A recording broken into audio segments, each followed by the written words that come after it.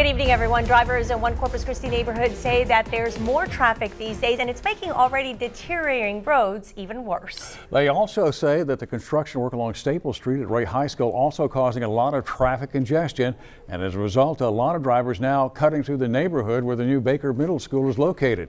Our Seth Kovar checked out those complaints, then took them over to City Hall. So, Seth, what kind of answers did you get there? Well, the news I have to deliver tonight is not going to make people who live out here very happy. It turns out that money is tight at the streets department right now, and these roads, as patched up as they are, really aren't even on the radar screen.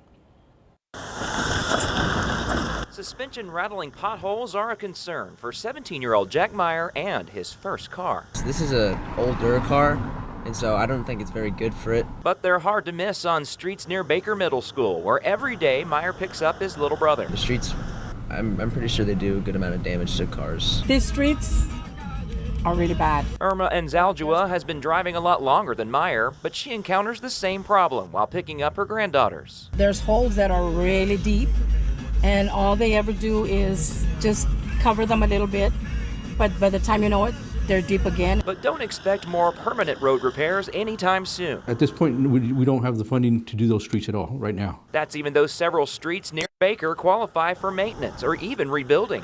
The city's director of street operations works with the city council in hopes of receiving more road funding, but there's only so much money to go around. It'd be nice if they said they could cancel everything else and focus on streets alone, but it's not going to happen. I realize it's not going to happen that way. So, for now, people in this neighborhood will have to deal with some bumps in the road. Streets are bad.